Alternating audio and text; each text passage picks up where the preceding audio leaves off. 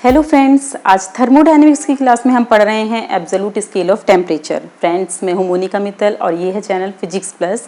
तो फ्रेंड्स, मैंने आपको बीएससी के जितने भी स्टूडेंट हैं उनके लिए थर्मोडायनेमिक्स के सीरियल वाइज लेक्चर तैयार कर रखे हैं। अगर आपने अभी तक नहीं देखे हैं तो फिर वो लेक्चर आप फॉलो कर सकते हैं। मेरा चैनल फिजिक्स प्लस है, आप इसको सब्सक्राइब कर दीजिए। और जितने भी मेरे वीडियोज़ हैं उसमें लेसन 1 से मैंने सारे थर्मोडायनेमिक्स के सीरियल वाइज लेक्चर बना रखे हैं, उन सबको देखें। फ्रेंड्स, आज हम पढ़ रहे हैं एब्सोल्यूट स्केल ऑफ टेम्परेचर। तो देखिए, आज तक आपने जितने भी टेम्परेचर इसकी मेज़रमेंट करने के लिए जितने भी अपरेटस देखे हैं वो सब किसी भी सब्सटेंस की प्रॉपर्टीज़ के ऊपर डिपेंडेंट थे। जैसे आपने एक पायरोमीटर लिया, ठीक है, पायरोमीटर से टेम्परेचर मेज़र करते हैं, थर्मिस्टर से करते हैं, थर्मोकपल से करते हैं और थर्मोमीटर, इन सबको आपने इंटर में पढ़ा हुआ है। फ्रेंड्स, थर्मोमीटर आपको पता है कि मरकरी की प्रॉपर्टीज़ पर डिपेंडेंट होता है। ऐसे ही अल्कोहल थर्मोमीटर होता है, वो अल्कोहल की फिजिकल प्रॉपर्टीज़ पर डिपेंडेंट होता है। पायरोमीटर किसी भी सब्सटेंस जिससे बना हुआ होता है उसकी फिजिकल प्रॉपर्टीज़ पर डिपेंडेंट होता है। तो यानी कि जितने भी आपने टेम्परेचर मेज़र करने के लिए इंस्ट्रूमेंट बनाए हुए हैं वो सारे के सारे सब्सटेंस की फिजिकल प्रॉपर्टीज़ के ऊपर डिपेंडेंट होते हैं। तो क्या कोई ऐसा भी स्केल है टेम्परेचर मेज़र करने के लिए जो किसी भी सब्सटेंस की फिजिकल प्रॉपर्टीज़ पर डिपेंडेंट ना हो? तो हाँ फ्रेंड्स, लॉर्ड कैल्विन ने एक ऐसा स्केल ऑफ टेम्परेचर बनाया जो कि सब्सटेंस की फिजिकल प्रॉपर्टीज़ पर डिपेंडेंट नहीं था। तो फ्रेंड, उसके लिए उन्होंने लिया कार्नोट का रिवर्सेबल हीट इंजन। मैं आपको पहले भी अपने कई लेक्चर में कार्नोट का रिवर्सेबल हीट इंजन समझा चुकी हूँ।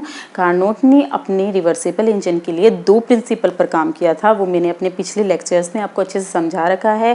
फर्स्ट ये था कि अगर 2 सेम टेम्परेचर लिमिट के बीच में एक रिवर्सेबल हीट इंजन है और एक इरिवर्सेबल हीट इंजन होता है तो रिवर्सेबल हीट इंजन की एफिशिएंसी मैक्सिमम होती है एज कंपेयर टू इरिवर्सेबल। और सेकंड स्टेटमेंट क्या था कि अगर 2 सेम टेम्परेचर लिमिट के बीच में, मान लिया ये 2 सेम टेम्परेचर लिमिट हैं, ये सोर्स है और ये सिंक है। अगर आपको ये समझ में नहीं आ रहा तो फ्रेंड्स, आप मेरे पिछले लेक्चर्स पर जाकर अच्छे से समझ सकते हैं सोर्स, सिंक और कार्नोट का रिवर्सेबल हीट इंजन। तो फ्रेंड्स, अगर 2 सेम टेम्परेचर लिमिट के बीच में 2 रिवर्सेबल इंजन, ठीक है, ये भी रिवर्सिबल हीट इंजन है, ये भी रिवर्सिबल हीट इंजन है, ये R1 है, ये R2 है, इसका वर्किंग सब्सटेंस कुछ और है, इसका वर्किंग सब्सटेंस कुछ और है, मान लिया ये डीजल है और ये स्टीम है, कुछ भी हो सकता है फ्रेंड्स। तो अगर दोनों सेम टेम्परेचर लिमिट के बीच में दोनों ही रिवर्सिबल हीट इंजन काम कर रहे होते हैं तो उन दोनों की एफिशिएंसी डिफाइन की जाती है 1 - T2/T1 से। दैट मीन्स दोनों की एफिशिएंसी इक्वल होती है फ्रेंड्स।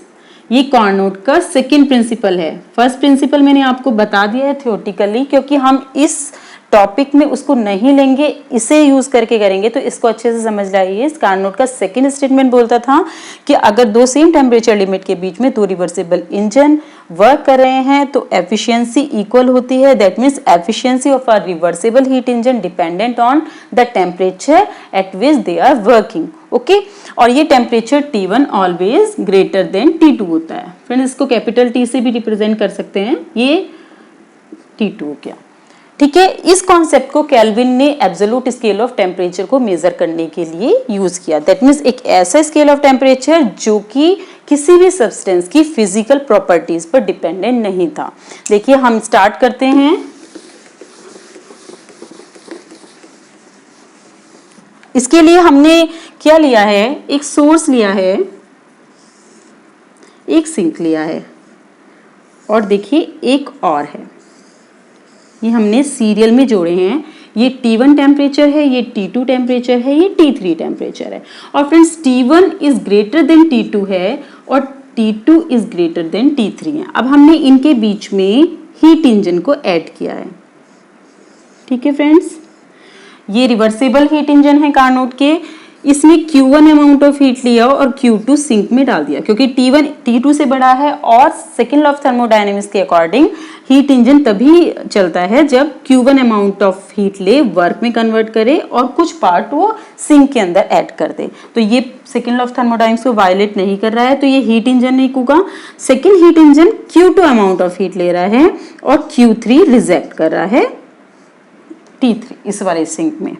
तो ये दो हीट इंजन काम कर रहे हैं। तो इन दोनों की अगर एफिशिएंसी की बात करें तो सिग्मा 1, अगर इसको सिग्मा 1 लेते हैं तो ये 1 माइनस Q2 अपॉन Q1 के इक्वल होगा, या फिर हम कह सकते हैं 1 माइनस T2 अपॉन T1। कोई कंफ्यूजन तो नहीं है? ये वाला मैंने अभी आपको एक्सप्रेशन पिछले लेक्चर्स में बता भी रखा है। और अगर इस वाले हीट इंजन की बात करें तो इसकी efficiency 1 minus Q3 upon Q2, या फिर हम कह सकते हैं 1 माइनस T3 अपॉन T2। और फ्रेंड्स, अगर हम एक ऐसा हीट इंजन ड्राइव करें जो सीधे इस वाले को पोर्शन को तो ना यूज करें हम, और यहाँ से यहाँ तक काम कर रहा हो, that means Q1 amount of heat ले रहा है, ठीक है, और ये Q3 इसमें रिजेक्ट कर रहा है, तो ये आपका एक रिवर्सिबल इंजन और है R3, इसे R1 लिया, इसे R2 लिया, तो इसकी एफिशिएंसी आपकी मान लिया सिग्मा 3 है। तो ये एफिशिएंसी किसकी इक्वल हो जाएगी? 1 माइनस कितना ले बाहर छोड़ रहा है, रिजेक्ट कर रहा है, Q3 अपॉन कितनी ले रहा था? Q1, यानी 1 माइनस T3 अपॉन T1। ठीक है फ्रेंड्स, ये अरेंजमेंट किया है। अभी हम स्टेप बाय स्टेप देखेंगे कि कैसे केल्विन ने एब्सोल्यूट स्केल ऑफ टेम्परेचर बनाया। अभी आप इसको समझ लीजिए, क्योंकि कार्नोट का रिवर्सिबल हीट इंजन लिया है, तो अभी हमने कार्नोट का रिवर्सिबल हीट इंजन की प्रॉपर्टीज लगा के ये दो सेटअप करे, और इससे हमने क्या किया, इसके और इसके बीच में डायरेक्ट एक हीट इंजन लगाया रिवर्सिबल, उसकी एफिशिएंसी के लिए। ठीक है, तो अभी हम इसकी बात करें अगर एफिशिएंसी की, ये हमारा है 1 माइनस Q2 अपॉन Q1, या हम कह रहे हैं इसको, ये है 1 माइनस T2 अपॉन T1। तो फ्रेंड्स, ये efficiency 1 minus Q2 upon Q1 function है किसका? T1 T2 का। ठीक है, कार्नोट ने भी बोला था कि एफिशिएंसी टेम्परेचर का फंक्शन डायरेक्टली डिपेंडेंट है, लेकिन हमने इसको हीट कितनी ली है और कितनी छोड़ी है इसकी टर्म्स में निकाल लिया। अगर हम इसको थोड़ा सॉल्व करें तो देखिए 1 यहाँ से हटा दें, ये 1 माइनस हो जाएगा, इसको रिवर्स कर दें तो Q1 अपॉन Q2 की वैल्यू आ जाएगी, ये हो जाएगी 1 माइनस F T1 T2। कोई प्रॉब्लम तो नहीं है फ्रेंड्स? तो इसे हम कर सकते हैं, इस पूरे को जो कि T1 T2 पे डिपेंडेंट हो रहा है, इसको F dash T1 T2। I think इसमें कोई प्रॉब्लम नहीं होना चाहिए, एक नया फंक्शन हो गया जो कि T1 T2 पे डिपेंडेंट है। ठीक है फ्रेंड्स, तो Q1 अपॉन Q2 की वैल्यू आपने निकाल ली है। अब हम क्या कर रहे हैं, इसको हटा देते हैं, ये समझने के लिए था अलग अलग एफिशिएंसी को, और ये आपको पता ही है, यहाँ पे भी लिख देते हैं। देखिए फ्रेंड्स, आपकी ये इक्वेशन नंबर फर्स्ट है। ओके, अब आपने इसी की हेल्प से ऐसे भी डायरेक्ट निकाल सकते हैं, Q2 अपॉन Q3 की वैल्यू कितनी हो जाएगी? F डैश T2 T3 के ऊपर डिपेंडेंट हो जाएगी। ऐसे ही Q3 Q1 अपॉन Q3 कर दीजिए, जो हमारा तीसरा हीट इंजन था। ठीक है, Q1 Q2 Q2 Q3 Q1 Q3, तो इसकी वैल्यू हो जाएगी F डैश T1 T3, इन दोनों टेम्परेचर के ऊपर डिपेंडेंट। अब आप क्या कर रहे हैं, आप Q1 अपॉन Q2 को, क्योंकि हमें पता क्या होता है, Q1 और Q2 की वैल्यू पता होती है, कितनी हीट ली और कितनी रिजेक्ट करी, बाकी जो बची होती है उसको वर्क डन में चेंज कर दिया। ठीक है फ्रेंड्स, तो आपने Q1 अपॉन Q2 को क्या लिख सकते हैं? Q1 upon Q3 Q2 upon Q3। देखिए, अगर Q3 से Q3 कट जाएगा तो ये Q1 अपॉन Q2 के इक्वल हो जाएगा। Q1 अपॉन Q3 की वैल्यू क्या है? F डैश T1 T3, इस वाली इक्वेशन से, और Q2 Q3 की वैल्यू F डैश, यानी ये फंक्शन है T2 T3 का। फ्रेंड्स, ये Q1 Q2 किसका फंक्शन है? एफ डैश T1 T2 का। तो हम ऐसे हल्का सा कर दें F dash T1 T2। Friends इससे क्या दिखाई दे रहा है आपको? आपको पता चल रहा है कि इस इक्वेशन, या आपको अगर इसमें कंफ्यूजन है मैं यहाँ पे लिख देती हूँ इसको, F dash T1 T2 is equal to F dash T1 T3 F dash T2 T3। तो फ्रेंड्स इस इक्वेशन से ये पता चल रहा है आपका कि लेफ्ट हैंड साइड में T1 T2 का फंक्शन है और राइट हैंड साइड में T3 भी आ रहा है।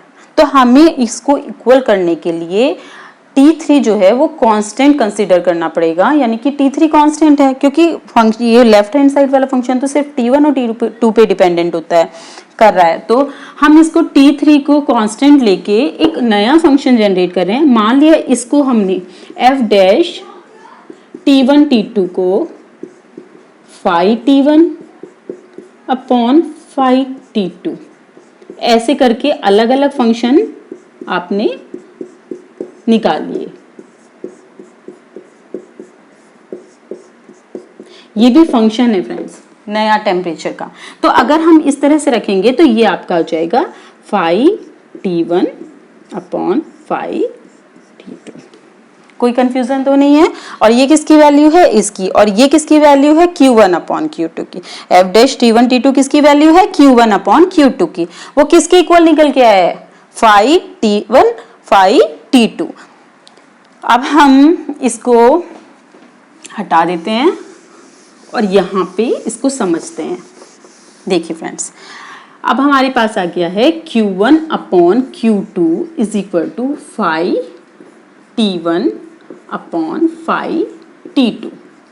या फिर हम कह सकते हैं Q1 बड़ा है Q2 से। देखिए हीट इंजन को वर्क कराने के लिए ज्यादा अमाउंट ऑफ हीट लेगा और कम अमाउंट ऑफ हीट छोड़ेगा। या हम ये भी कह सकते हैं T1 always greater than T2 होना चाहिए। सोर्स का टेम्परेचर हमेशा सिंक के टेम्परेचर से ज्यादा होता है, तभी हीट इंजन रन करता है।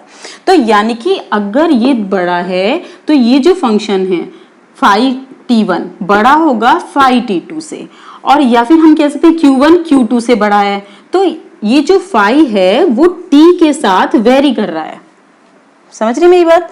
phi जो है T के साथ वेरी कर रहा है। T जैसे जैसे बढ़ेगा phi फंक्शन इंक्रीज होगा, T जैसे जैसे डिक्रीज होगा phi फंक्शन डिक्रीज हो जाएगा। तो हमने फाइनली एक इक्वेशन बनाई Q1 अपॉन Q2, इसको हमने θ1 अपॉन θ2 कहा है। ठीक है फ्रेंड्स, जहां θ1 इज ग्रेटर देन θ2 है। और ये जो इक्वेशन आई इसको ही केल्विन की एब्सोल्यूट स्केल ऑफ टेम्परेचर कहते हैं। इस इक्वेशन की हेल्प से किसी भी सब्सटेंस का टेम्परेचर मेजर कर सकते हैं, सोर्स का भी या सिंक का भी टेम्परेचर।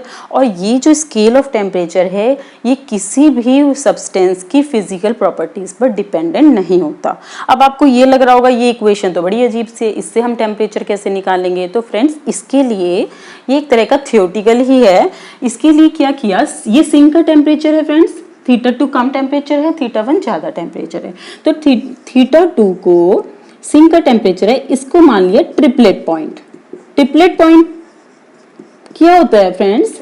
एक ऐसा पॉइंट जिसमें वाटर की तीनों स्टेट, आइस, ठीक है, सॉलिड स्टेट, लिक्विड स्टेट और वेपर स्टेट एक साथ को एग्जिस्ट करती है, उसको ट्रिपलेट पॉइंट बोलते हैं। और उस पर टेम्परेचर जो होता है केल्विन में 273.16 केल्विन होता है। ठीक है, अगर आपको Q1 पता है, Q2 पता है और आपको ट्रिपलेट पॉइंट का ये पता है, तो आप θ1 की वैल्यू निकाल सकते हैं, यानी वो टेम्परेचर सोर्स का कितना होगा उसकी वैल्यू निकाल सकते हैं। देखिए Q1 upon Q2 into 273.16 kelvin. इस तरीके से ये Q1 Q2 है फ्रेंड्स, ये थीटा है।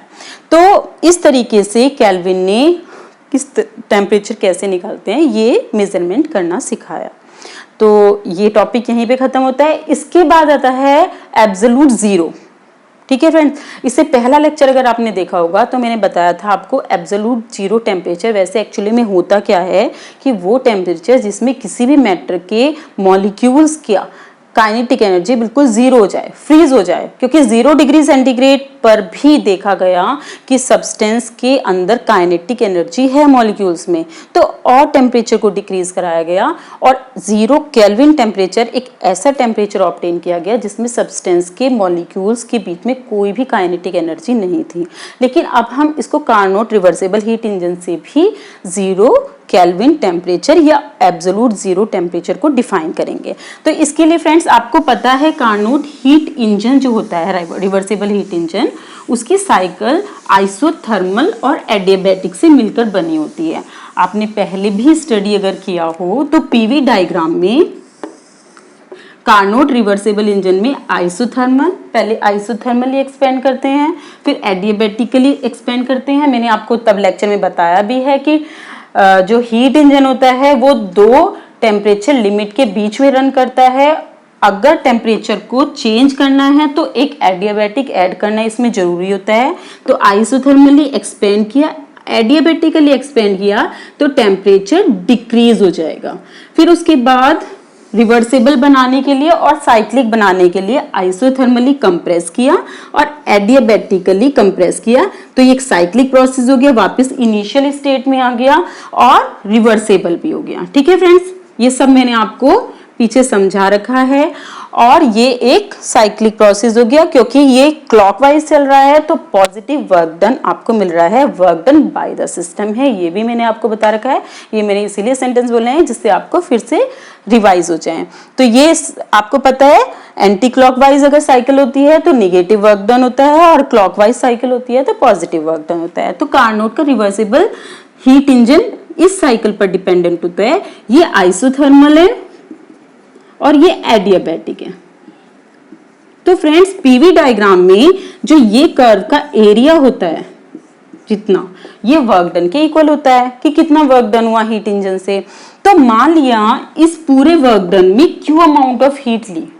देखिए फ्रेंड्स, ये जो सोर्स और सिंक और ये heat engine Q1 amount of heat लिया, Q2 इसको दिया और W is equal to Q1 minus Q2 के इक्वल काम हुआ। ठीक है, और ये मान लिया W जो है Q हीट से बना, यानी Q1 माइनस Q2 की वैल्यू Q है। तो Q यानी इस पूरे प्रोसेस में, इस पूरे साइकिल में Q amount of heat absorb हुई। तो अब हमें निकालना है एब्सोल्यूट 0 टेम्परेचर। तो फ्रेंड्स आइसोथर्मल, 2 आइसोथर्मल के बीच में एडियाबैटिक है और इससे टेम्परेचर चेंज होता है। अगर हम Q की वैल्यू 0 कर दें, डिक्रीज करते चले जाएं, तो T1 T2 के बीच के भी तो 0 होती चली जाएगी ना। पहले हमने डिफरेंस दिया था टेम्परेचर में सोर्स और सिंक के लिए, तभी तो रन हुआ था ना कार्नोट का हीट इंजन। आप मेरी बात समझ रहे हैं? अगर किसी भी हीट इंजन को रन कराना है तो सोर्स का टेम्परेचर हाई होना चाहिए और सिंक का कम होना चाहिए। तो आइसोथर्मल प्रोसेस में तो ऐसा पॉसिबल नहीं था, इसीलिए एक एडियाबैटिक इसमें ऐड किया गया था। अगर आप इसको Q को कम करते चले जाएं, दैट मीन्स एडियाबैटिक को कम करते चले जाएं, तो ये जो दोनों के बीच का टेम्परेचर का डिफरेंस है वो 0 हो जाएगा। तो आपको 0 केल्विन टेम्परेचर कब मिलेगा? जब Q की वैल्यू 0 हो जाए। तो यानी कि when Q is equal to 0, Q का मतलब फ्रेंड्स W के इक्वल है, कभी आप Q1 समझ लें। Q 0 है यानी W 0 है, तो आपका T जो है वो 0 केल्विन टेम्परेचर होगा। तो friends absolute 0 temperature at which reversible isothermal process take place without any transfer of heat, यानी किसी भी हीट का ट्रांसफर के बिना जो भी आइसोथर्मल प्रोसेस कार्नोट साइकिल में, कार्नोट हीट इंजन में होता है उसको एब्सोल्यूट 0 टेम्परेचर बोलते हैं। ठीक है फ्रेंड्स, तो आप समझ रहे हैं मेरी बात? जब कोई भी हीट ट्रांसफर नहीं हुई है उस टाइम पे जो टेम्परेचर ऑब्टेन होता है वो एब्सोल्यूट 0 टेम्परेचर होता है। फ्रेंड्स ये मेरा लेक्चर यहीं खत्म होता है। इस लेक्चर के बाद थर्मोडायनेमिक्स में आपको मैं एंट्रोपी के बारे में डिस्कस करेंगे। बहुत ही अच्छा लेक्चर है फ्रेंड्स, एंट्रोपी के बारे में समझना बहुत ज़रूरी है। तो आप मेरा नेक्स्ट लेक्चर ज़रूर देखें। Thank you.